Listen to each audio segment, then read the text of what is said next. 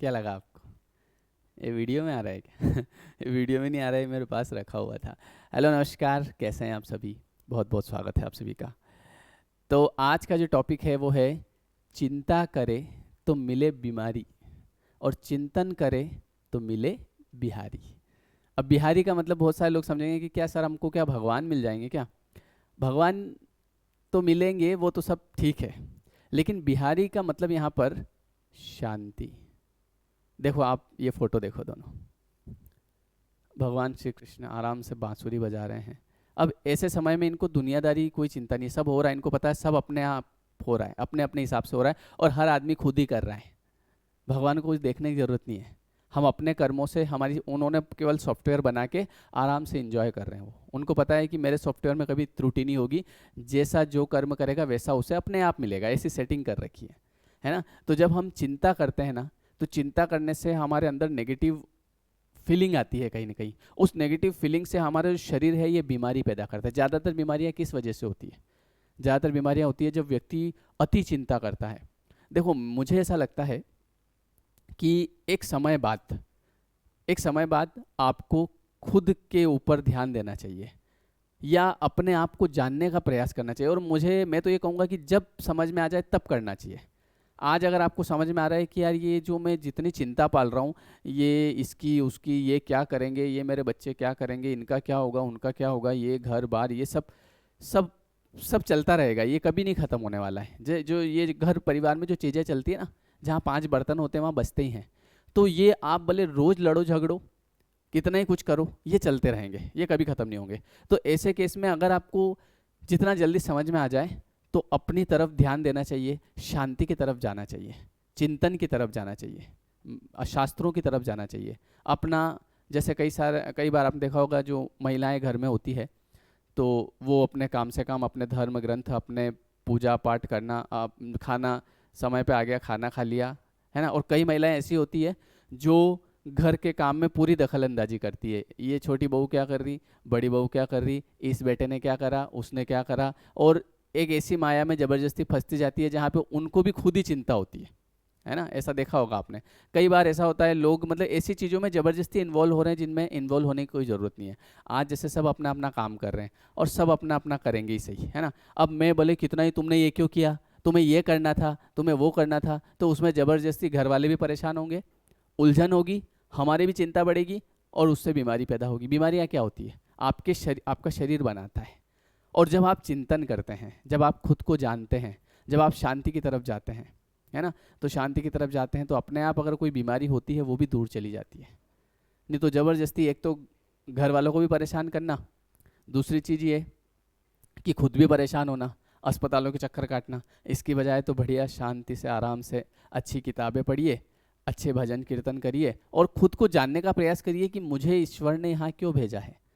और आप जब अपने आप में आप सिमट जाएंगे तो लोग आपको अपने आप प्रेम भी करने लग जाएंगे। जो लोग, जैसे देखो, इंसान कब इज्जत करेगा हमारी? वो तब इज्जत करेगा जब हम हमारे काम से काम रखेंगे, हम किसी के काम में दखल अंदाजी नहीं करेंगे। तो अपने आप लोग आपकी तारीफ करेंगे, अरे हमारे तो इतने बढ़िया है, और उससे हमें भी शांति मिलेगी और हमारा जो उद्देश्य है जिसके लिए हम आए हैं वो भी पूरा हो जाएगा। क्योंकि कई बार मैंने ये देखा है, बहुत सारे लोगों को तो ये भी नहीं पता है अभी तक कि उनको चाहिए क्या। बस वो लड़ झगड़ रहे हैं, कलेश कर रहे हैं, उनको ये पता ही नहीं है कि मुझे क्या चाहिए। जैसे मैं ये अगर इससे लड़ाई करूंगा या इसको मैं परेशान करूंगा तो इससे मुझे मिल क्या जाएगा वो भी नहीं पता उनको। और मिलना क्या है आप खुद समझ सकते हैं, तनाव यहाँ मिलेगा। और सबसे खराब जो चीज़ होती है वो होती है मानसिक तनाव। और ये कई बार तो हम पैदा करते हैं और हमारी इस जुबान से। हाँ, कलेश यही तो करवाती है। अगर ये चुपचाप बैठी रहे, जैसे अगर आप शांत हो जाएं, देखो आप फोटो देखो, शांति, यहाँ पे सब शांति शांति है, जो हो रहा है होने दो, सब होगा। और अगर आपको लगता है कि नहीं सर मुझे देखना पड़ेगा, नहीं तो सब गलत हो जाएगा, तो अभी तक क्या आप किसी चीज़ को रोक पाए क्या? बताओ आप। ज़्यादा बिगड़ा कि कहीं कुछ सुधर गया? सोचना कभी इस बात को कि अभी जैसे मान लो आप इतने समय से हम सुधारने की कोशिश कर रहे हैं चीज़ों को, क्या सुधर गई? नहीं सुधरी।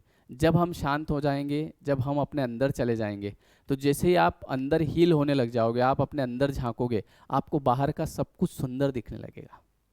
इसलिए मैं तो ये कहूँगा कि जब आपको समझ में आ जाए तब आप ये समझ जाओ कि ये जो पूरी दुनिया है ये सब माया है, मुझे भटका रही है, बस ज़बरदस्ती उलझा रही है फालतू के काम में, और मुझे नहीं उलझना है, मुझे मेरे काम करना है, मेरा काम जो है वो करना है। मुझे जितना मुझसे हो सके भगवान का भजन करना है। उससे क्या होगा, भगवान का भजन करने से क्या होगा, भगवान हमको खाने को दे देगा क्या? खाने के लिए तो पैदा नहीं हुए अपन।